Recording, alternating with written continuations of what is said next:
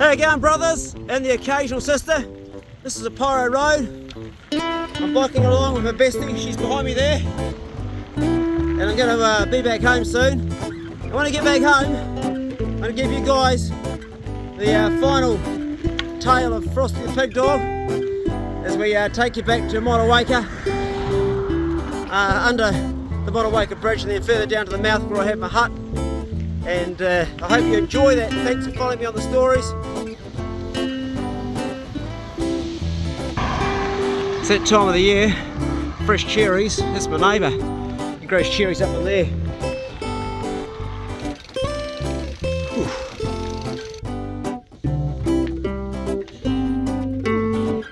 You got the heart and lungs going. Awesome. Right, let's kick into it.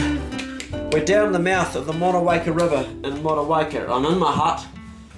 I've come back from the North Island, been there for a while, and I'm cooking up a feed of hare that I picked up off the road. A jack hare that I found, that only the front leg and the head was squashed, the rest was good. And often I'd take roadkill off the road and I'd cook it in a big cast iron camp oven that I had. I was cooking it up and it had been going all night. I'd been keeping the oven going, so it was early morning, probably about 6-7 o'clock, still dark. And I hear a familiar voice that I haven't heard for a long time. It's like, "G'day, are you there?" I turn around.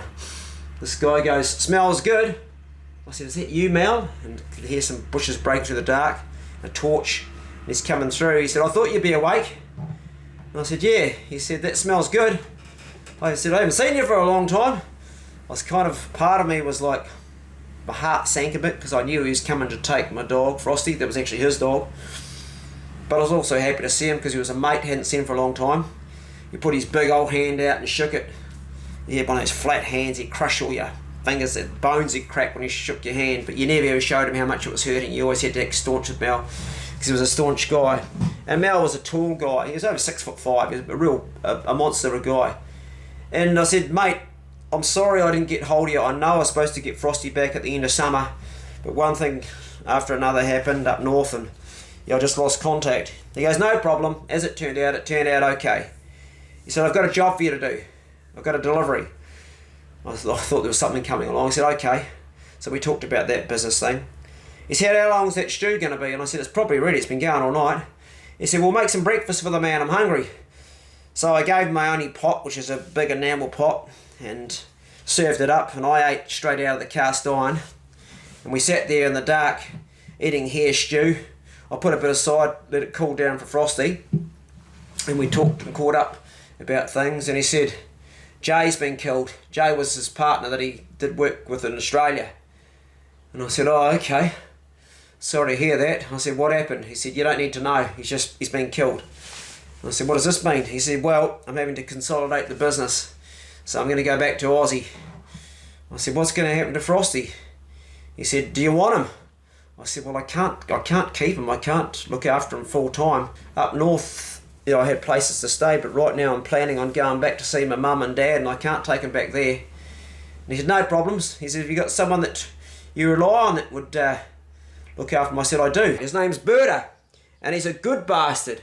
He's got a mate called Alan, and I've been to his wife's house, and they've cooked me up a tucker, and he would love to have Frosty because his dog Scab got killed when we were hunting and got shot. So it'd be bloody awesome if Frosty could go to him." And he used to say to me, if I'm ever going to move Frosty on, he would take him. So that would work out great. I don't have his phone number, but I know exactly where he lives. I can give you the address, but you'd have to get him up there. Mel said, "No trouble. When the time comes, we'll do that. We'll make that happen." I breathed a sigh of relief because Mel wasn't the best one at finding people to look after him when he didn't need him, and now he was going to go back to Australia. It would spell a good ending. I certainly didn't want to leave him at River Road with the three ladies because they never looked after him well, so that sort of gave me a good feeling in myself. Mel gave me this package that I had to drop off. So that afternoon I went round to the house, and it was at the very end of Upper Motueka. I went up there, and there was a big old house there, and there was a woman in there. She answered the door, and she said, "Hold on a minute, I've got a dog that's on heat." So she put her dog at the back in a big cage, and they had this cage, and it had this sort of like sheet mesh, which is about that wide. Not ideal for putting a bitch in heat, but she had big, tall fences around the property. And she said, keep your dog tied up. So I took Frosty inside, we tied it up in the wash house, and Frosty was winding. He could smell that bitch was on heat. And he was like looking around, like, how do I get out of here? And I said, you stay there. Tied him up with a bit of binder twine. And we went into the house, and I had this package. Now with the package, it had a whole lot of bullets in it. When I say bullets, I'm not talking about ammunition.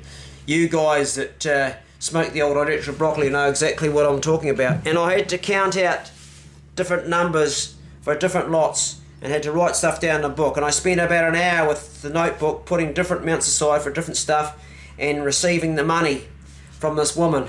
After I'd done that, all the money had to go back to a place that Mel would pick it up, which was under the Monawaker Bridge. Went to pick up Frosty. He's not in the bloody wash house, and the bit of twine has been chewed. And I went back in the house, and she's sitting there. I said, my dog's gone. She goes, what? And I said, he's gone. She opens the door, the ranch slider, and goes out, and here's Frosty, and here's her bitch, which is a dog. Looks like Frosty, very similar, same sort of build, maybe a little bit smaller. And he's got his hands over the top of the cage, and she's parked her ass right up to it, and they're completely knotted, and they're stuck there, and he's like that there, and they're knotted, and he's just finished mating, and now he's like falling down, and he's upside down with his legs upside down, stuck with his dick to her like dogs do when they get knotted, and she's got a back, and he's there like, I did it, boss, and she's like, no way, and I'm like, oh. She turns around to me and said, you're going to have to pay for this. They're going to have to all be put down. You have to pay for it. I said, you don't have to put them down. We can find homes for the puppies. She said, I'm not doing it. I'm not being a mother for puppies. I didn't want this. And I said, well, I'm sorry, but honestly, the mesh on that cage, you can't expect the dog to not do that. Dogs, and if you guys have got dogs or had a bitch on heat, you'll know how in a cage, when they're flagging, they'll back up. They'll back up, man. They'll back up and they'll get service, and that's exactly what happened. I was trying not to laugh at the situation because it kind of was funny, but it wasn't funny. Long story short was, that was a good mating, and if you were trying to make puppies, well, they succeeded. That afternoon, I was back at the hut there. I was tearing into the hare stew, having another feed, because that's what he's do, is he at the same pot. And there's a voice I hear, hey, bud! He used to talk like this, hey, bud, is that you? And it's Malcolm. How would I describe Malcolm? 5 foot nothing. Red hair, tattoos, a scar that goes across his face, right through his eye, and the eye's all fucked up, through his lip, and the lip's all fucked up, and goes across like that there, and packed like a brick shithouse. I'd lived with Malcolm before, and other stories, not in the Frosty series, I've talked about Malcolm, so if you know the other stories, you know the character pretty well. We lived in River Road for a short time, just for a couple of months. We lived there during the tobacco season earlier on, and him and I got on like a house on fire, but he was always going to cause trouble. He goes, bro, that smells so good. And I'm like, oh yeah, I'll share it. Pull up a pew. I took my t-shirt and I cleaned the only bloody bowl I had, which Mal had eaten off that morning. Put some stew in the pot, gave it to him, and he's like, oh, this is so good. I said, you've been smoking, haven't you? And looked at me and realised, he goes, yeah. I said, you got the munchies, bro? He goes, yeah. And he goes, hey, pulls it out of his pocket, he goes, smell that, bud. It's like, whoa, almost got high just bloody smelling it. Bloody sinsemilla like you've never smelt before. I said, yeah, I'm keeping my head clean right now because I'm doing a few jobs for Mel. I don't like to get sort of a bit too out of it, if you know what I mean. He goes, sweet as, bro, sticks it back in his pocket, keeps on hawking deck the stew. I'm eating some out of the pot again. He says, got a party to take you up Brooklyn Valley tonight. I said, oh yeah, bloody awesome. Anyway, scoffs the stew, grab my harmonica, bring Frosty. He's got this Anglia Ford. They're a great car. Get this Anglia Ford, and we're toppling up Brooklyn Valley there, and there's smoke coming out of it. He's like smoking a great big Cheech and Chong thing about this long. I'm playing the harmonica. Whoa, Black Betty, bam, lamb. Whoa, Black Betty, playing the old favourite song. We get to this house, and how would I describe it? It's got like every room's got a party of its own going on. One room's got a guy playing didgeridoo, and some girl doing a bloody belly dance there, like not a ballet dance, a belly dance there, and he's playing and all these hippies sitting around, and this girl's doing a belly dance. Go upstairs and there's a guy playing a bit of reggae. No woman, no cry. Bom, bom, bom, bom, bom. Do you remember the way we used to? So forth.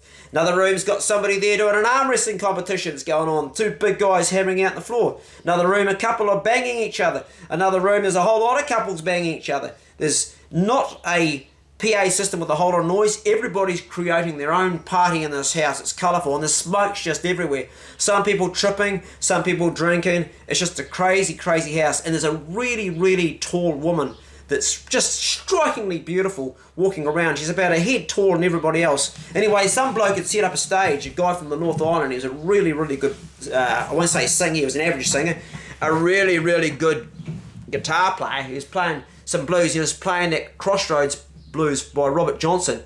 And there was a microphone up there with nobody singing on it. So I got up and pulled my harmonica out and I started blowing some harp as he was playing the guitar. Dun, dun, dun, dun, dun, dun, dun, dun, dun, dun, dun. So I grabbed the mic and the party is sort of going like this, and I start singing, I went down to the crossroads, I fell down on my knees. I went down to the crossroads, I fell down on my knees. Hey, son of God's mercy, won't you take me if you please? And the whole floor starts pumping. Dun, dun, dun, dun, dun, dun, dun, dun, dun, dun, dun. While this is going on, the tall, beautiful woman on the other side of the room is looking straight at me, and I'm like engulfed in her, and she's engulfed at me, and I'm thinking, man, she's beautiful. She's a 10. She's a straight 10. I'm not even qualified to be actually looking at this woman. She is bloody gorgeous. Finished playing, and I look at her. I'm just about to belt into another song. She goes like this. I'm like, fuck, I'm in. Happy days. I said, thanks, bro, to the guy on stage with the guitar. I rock on over, and when I get on over to her, I realise I'm looking up at her. She's about that much taller than me. So I looked up at her and I said to her, are you looking for a small man? She goes, no, I'm looking for a tall man, and I'm looking for a big man. I said, really? She goes, yeah, really, sorry. And she says, you're not a tall man, and you're not a big man. I said, well, when you're lying down in the horizontal disco, it doesn't make much difference. She goes, I don't think so. And I said, well, okay, I'm a small man, but I got a fast ass. I'm actually looking up at her, I'm not looking down. I don't know why I'm looking down when I'm telling the story. I said, I'm a small man, but I got a fast ass. She says, I don't think so. I got the heads up and down the wrong way, but you guys know what I mean. Anyway, she says, on your bike. I said, well, why'd you call me over? She goes, well, I liked you, but when I saw how small you are, no. See ya. And it was just like dagger, like Harry Carey, open up, all my guts falling out. I felt myself just deflate. My ego's completely deflated. I'm back up on stage now playing the harmonica, singing. I don't feel like Mr. Cool anymore because I've just been put in my place. Well, let's face it, I'm only like 5'10", and she's like this Amazon woman. And I'm as skinny as a gumdingus dog then because I didn't have much tucker, and I'm still a teenager. The party's going pretty good, and I'm thinking, well, this is fucking great. Something's going to happen soon or later. And something did happen. Mel rocks up, and he's supposed to not be there. He's supposed to be gone on business. And he's looking around, and he's asking people something, and then he finds me, he locks onto me, he comes straight over, he goes, you, I need you. And I said, Mel, I'm at a party. He says, I need you to make a delivery right now. I said, I can't, I'm half cut, man, and I'm having a party tomorrow, it can wait. He says, look, I can't wait, I need you to do it right now, it's important, there's a lot of money involved in this, and I need you to make it. I said, you make it yourself. He said, you know the story, I don't do deliveries. That's how Mel never got caught in New Zealand. He did get caught in Australia through tax evasion, but he never got caught doing business deals in New Zealand because he always got people like me to do it. And the deal was, if you got caught, he'd make you whole again. So I said, I can't do it, but I can do it tomorrow morning. He says, 7 o'clock first thing, and make sure you don't sleep in. I said, yeah, no, I'll be there. I'll be at your place. He goes, my place, River Road. I said, okay, but he said, make sure you're there. Sweet as. So we have this party, and then Malcolm says, hey, bro, gonna bounce. And I said, all right. 4 women, and there's a bald guy that was hanging around the party and was pissing everybody off. He was going around everybody, like, trying to chat up all the women. He was a funny, geeky-looking guy. He's about 40, skinny, odd character. He jumps in the back of this transit van, and Mel's got the Anglia parked outside, and the transit van is driven by a really big guy that struggles to get into. He's sort of morbidly obese, and Malcolm's beside him, and they look like Laurel and Hardy because Malcolm's big, but the big guy, Malcolm's short, but he's packed with muscle. He's only like 5 foot nothing, and the big guy's beside him there, and they look really funny, the two heads. And I'm in the back of the van. There's like 3 women, another guy, and the bald guy. And as we're going along, one of the girls screams, like, she goes, get your hands off me! And I kick this guy, the bald guy. He said, get your fucking hands off her! And he's like trying to fear her up. we're carrying on down the road a bit further, and we get to the Motueka Bridge, and we're just about halfway across it, and there's another girl now screaming. She says, he's trying to feel me up. And I tapped on Malcolm's shoulder and said, hey, old mate he's pestering along, he's trying to feel him up. And Malcolm's like, what the fuck? And he elbows the big guy, he goes, stop the van. The big guy like hits the brakes, we all go sliding forward. Malcolm jumps out, goes around the back, opens the transit doors up, and he grabs the bull guy and he takes him to the edge of the bridge. He says, hey mate, grab the feet. So I grab the feet, and we find a place where there's a bit of a pool, and we slide him across there, and the old mate's like, don't let me go, I can't swim. It's quite a drop to the bridge, and if you bloody well hit rocks, you break your neck. So we're just hopeful we're going to be dropping the right place. Tip his ass over into the water, and he goes, and all the girls are clapping, and they're laughing in the back of the van, and we are splashing, we are, oh, I've broke me back, I've broke me back. And Malcolm goes, oh no, we've broken his back. And I said, we haven't broken his back, look, he's fucking walking. He's walking back up, and he's like holding his back. You've broken my back. And his back's perfectly fine. We went all the way to River Road, and then this bloody guy pulls us over that knows us. He sees the van, he says, there's cops ahead, man, they're doing a bit of a search for somebody. I'm like, oh fuck, is that right? Yeah, and we've got like gear in the van, and they didn't do so much alcohol testing those days, but they were looking for somebody. So we went up River Road and we parked there. Everybody stayed in the van. A couple of girls and the guide left. Malcolm slept in the front. The big guy just went like that. We fell asleep straight away. And I was in the back with one of the other girls. We snuggled up, and in the morning, like before the sun came up, and it was like I had to be up. I could hear this car coming, and I realised it was Mel, and he was returning to pick me up. So I like got out, and I was all face was all like burnt and everything. I was all fucked up. Got out there, and he's like, "Come with me." And I said, "Can I get something to drink?" He goes, "Yep." He gives me, because I was dehydrated. I've been on the piss a bit. Gives me a drink. Gives me a feed of horrible porridge. It was like cold, and scoffed that down. And then we get into his ute. We drive all the way to Rewalker, and then I'm given a suitcase about this big. And it's about that there, and it's really heavy, and it's like it's got a battery inside it, and it's a case that's real strong. And he says, do not lose this, guard this with your life. And I'm like, okay. He says, there's going to be a guy that's going to turn up here in about an hour. You stay in that corner over there, you wait, you don't talk to anybody. When you see the van pull up, you're walking over to him and you give it to him, and he's going to give you a massive suitcase. I said, all right. Now, this is quite heavy, this case. I don't know what the hell's in it. To this day, I don't know what's in it. Sometimes I thought maybe it was gold, maybe it's firearms, I don't know, but you never ask questions. I'm in the bushes there, and it's still like it's early morning, and the van I'm looking for is going to be a blue van, and it's going to have two guys, and Mel's not going to be around. Mel fucks off, and I'm waiting there, and I haven't got any way of telling the time, so I'm looking at the sun trying to work out what's an hour. And what seems like an hour goes by and nothing happens, nobody comes. And I'm sitting there and I'm starting to get thirsty, and I thought, fuck, I can't leave this. I want to go down to the river and get a drink, but there's no one there, and I'm getting thirsty. I thought, well, I'll just sit it out. And finally it's like, nah, I'm going to get a drink. And I didn't want to carry this out, so I hide it in a place, put some paint and stuff over it, and go down to the river and I get a drink. And just as I'm coming back, the van comes, and there's the two guys, and they're looking around, and I haven't got the merchandise. And I wave to them, and I go on over and I say, you here for the pickup? And they go, where is it? And I said, I've got it here, I'll grab it. I said, you got the case? And they're like, yeah, we've got the case, but where's the gear? And I said, stay here. So I go back over and I'm scratching, and I can't fucking find where I've buried it. And I'm taking too long, and I'm nervous, and these guys are getting nervous, and it's like, fuck, and I'm scratching around, and I'm sure it was in this one place. I can't find it. And then this guy comes over, he goes, what are you doing?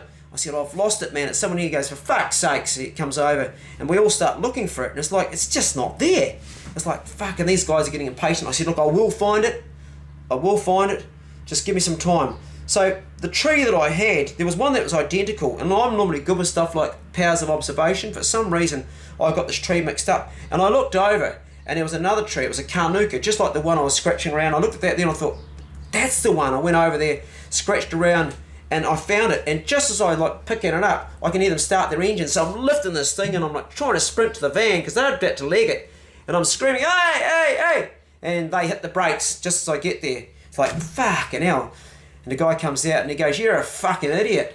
He says, well, I don't know why Mel's got you working for him. And I said, yeah, sorry guys. So I get out there and they say, you stay there. And they open it up, the paddock. I'm not allowed to look at it. And they open it up and they're nodding their heads. And they come and they give me this big suitcase. It's a big, big suitcase. It's not that heavy, but it's heavy enough. It's a bit like it had hay in it or something. I don't know the weight of it. I'm not allowed to look inside it. I've got the suitcase and I'm supposed to wait there till lunchtime to be picked up again. And I'm in the same place and I'm waiting around. Nobody's coming. It's like the day's gone on and there's a bit of traffic beside it, but no one coming to where I'm waiting. Lunchtime comes, nobody comes. I'm looking at the sun thinking it's lunchtime now. I'm sitting around, I'm starting to get hungry. Leave the suitcase, cover it up in a place I know where it is, go down to the river, get another drink, come back up. I'm looking around there, I'm trying to find some passion fruit or something because I'm a bit hungry, there's nothing there, nothing growing. Waiting. It's about now 3 o'clock in the afternoon. I think I'm going to have to fucking carry this case back. I'm going to have to hitchhike back because nobody's coming. No one's going to pick me up. So I've got this bloody case and I'm now walking out of the Resurgence and onto the road. There's a long track I'm going down. I've got this fucking big suitcase and there's cars going up and down. I'm hitchhiking with a big suitcase and I get picked up by these two women and they are probably in their mid-60s. They're both American. And they go, how you going there, son? You look like you're carrying a heavy load there for a young boy. And I said, yeah, I'm just travelling, got all my belongings in the case. I'm trying to guard it because it's obviously worth a heap. And they said, well, you shouldn't be travelling around with a suitcase. You should be using yourself a good rucksack. That's what you need, a good rucksack.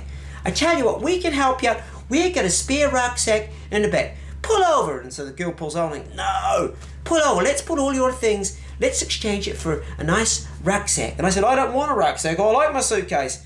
Why don't we put it in a nice rucksack? Easier on your back for travelling. You can keep it and you can keep the old case too. Let us help you. I'm like, I don't want the rucksack. I want my suitcase. Why do you want a suitcase? It's cumbersome and it's difficult to carry. I said, I want my suitcase. It's my suitcase. It belonged to my mum and I've always kept it. I'm happy with it. And they started to get real pushy. And they were saying, we think you should give us the suitcase. I'm like, these fucking women are on to me. Something's not right. And they really start to put the pressure on. And I said, bottom line is, ladies, I don't want the rucksack. I want to keep my suitcase. And it's final. And they were so pushy. And they said, well, why don't we just drop you off at the police station with your case and they can sort this out because we think you shouldn't be travelling with yourself with such a big case. I said, what are you talking about? Why would you take me to the police station? I'm just a guy hitchhiking. For God's sake, you guys are nutty. Have you got something to hide in the case? I said, listen, what's in the suitcase is my private business. It's none of your business. I'm a hitchhiker. And I really am not going to show you what's in the case. You're never going to know what's in the case. And I don't know why or how you got this thing on your idea that you want to help me out by enforcing your ways on giving me a rucksack. And the lady, I remember saying, no good deed ever goes unpunished to a girlfriend. And I was like, all right. And okay. I'm like sweating. I'm thinking something's wrong here. And then I'm like going down the road a bit further. I'm thinking, there's something really not right here. And then they both turn around and laugh. And they go, introduce themselves to me. And they say, we work for Mal. We were your pickup. And we were just testing you because Mal asked us to test you. He knew that you'd be late. And if we found you, we were asked to test you. And I said, well, Mel's got a fucking sixth sense of humour. And they were like taking the piss and they were like, these two women, they were like gangster grandmas. They took the bloody piss and I was like, I really don't think it's funny. And thank you. And I still thought, we are going to go all the way to River Road and you're going to drop this off with me with Mel. And that's exactly what we did because I still thought they might be trying to rip us off. We get back to River Road and Mel's there. And he goes, what happened? They told the story and he said, good man. I said, you're a bastard, man. You're a prick. So that there's done deal. And Mel says, bro, it's time for me to organise to get Frosty up to the North Island to your mate Bera. That's got to happen now. I'm going up with another bloke. We've got some business. We'll take him up. I've got the address. So it's time to say your goodbyes. I was like, oh, jeez. So I called Frosty and Frosty came up to me and I said, mate, you're the best dog on the whole planet. I try not to cry, but I blew a bubble out my nose. I said, you're the best dog. Thank you for all the adventures. He's wagging his tail. He's looking at me like, what's happening, boss? We're not going to be probably seeing each other ever again, buddy, because I'm going to Christchurch to see my mum and you're going back up north, but you'll be in good hands. I'm having this conversation with you. You'll be in good hands, and Bert is a good man, and they'll take you on hunts, and they'll give you a better life than I can give you on the road. You won't be hanging around with any of these crackheads or potheads or coneheads. They're good people. I know that Bert dresses funny and dresses like a woman, and he's a funny bastard, but you're going to have a good life with Berta. And Frosty's like,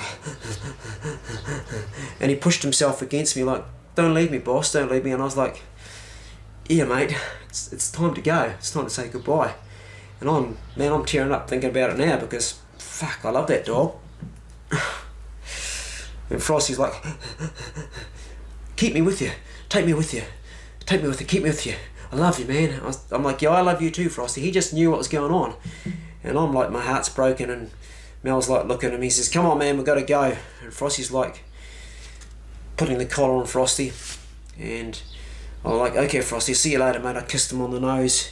And he's like wagging his tail and he's trying to lick my face. And I said, see you, Frosty, be a good boy. This is actually hard for me to talk about, hey? It's crazy, fuck. I'm going back to the past. Never thought I'd be crying. Sorry, guys.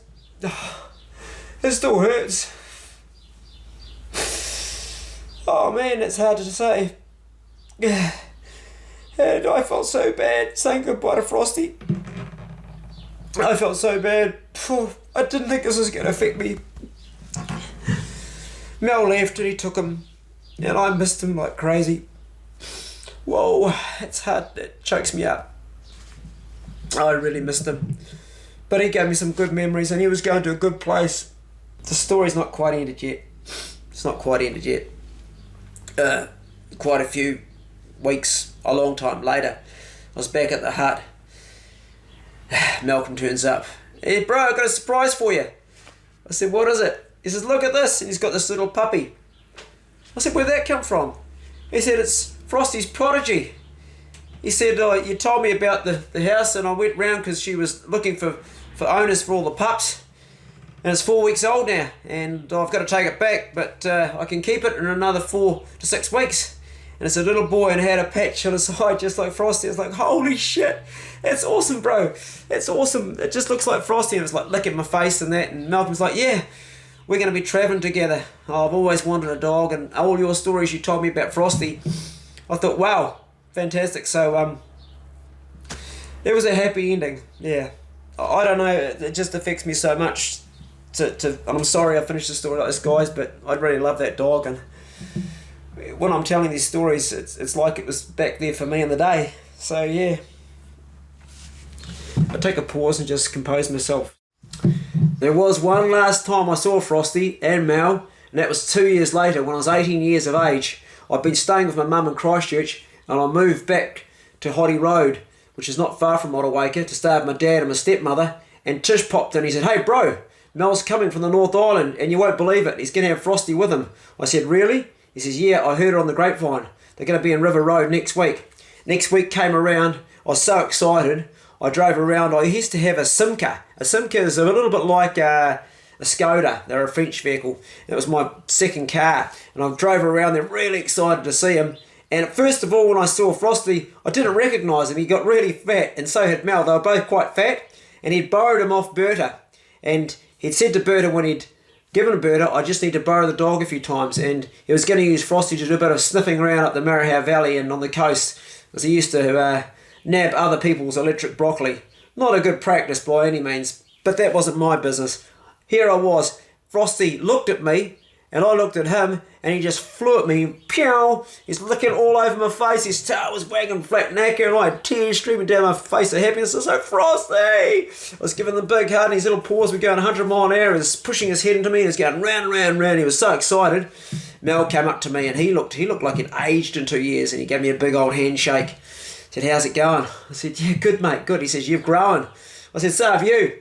Fat. He put on the old pukanui. He was always much more fit and trim. He'd actually done a bit of time inside when he was in Australia. I think he'd done a bit of workout, so he had some muscles too. That was the last time I ever saw or heard from Mel. He went round his business and he took Frosty back up to Bera when he was finished, and I never saw Frosty again after that or heard from what happened to him, but I'm pretty sure he had a pretty damn good life. Mel came to a sticky end. It was over a drug deal. He had a pretty unsavoury death, which I don't know the full story or the true story, so rather than tell you what I've half heard, I'll just leave it out, but it wasn't particularly flash.